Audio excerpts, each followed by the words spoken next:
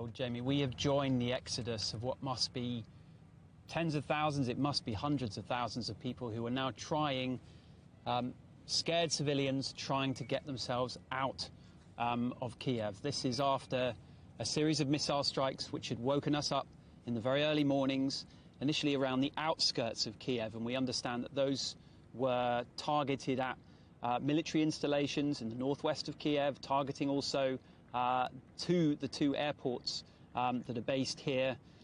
That suddenly created a great deal of fear here. We had suddenly people running to the cash points, people packing their bags, getting in their cars, going to the food shops, huge queues, and getting on the highway, which is where we are now, to try and get themselves out of the city. There was a very jumpy period in the middle of the morning when a new round of airstrikes began to target some buildings much closer to the centre of Kyiv. By that time, we had moved out of the most central part of Kyiv, but that led to a great deal of nerves here on the roads that we've been on amongst jumpy civilians who just did not know, and we didn't know, if we were going to be safe as that new sort of wave of airstrikes began.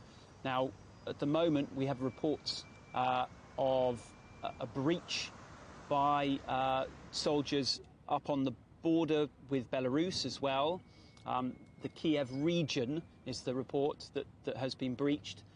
That goes all the way up to the border with Belarus, so it may still be some way from the city, but there is definitely a great deal of nerves here. And one more thing to add as well is that part of the reason we're in our vehicle now, moving along with these files of cars, is that there is a very clear effort underway now to, this has taken the city by shock.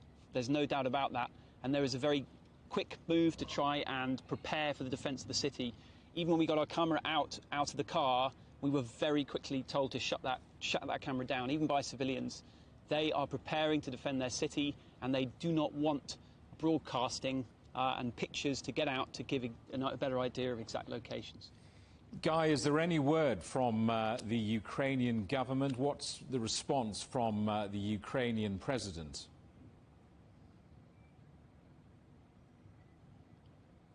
Yeah, I mean, he's in the last few days been gearing people up for the possibility that something dramatic could happen.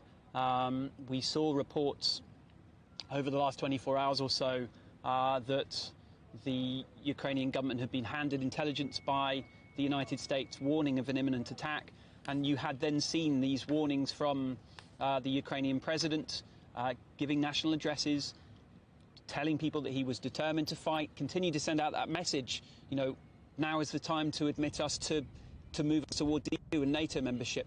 Very compromising language still from the Ukrainian president. Now that this major escalation has happened, which certainly has taken people by surprise here, he is continuing to make statements that are very much gearing up the nation for a full-scale war with Russia.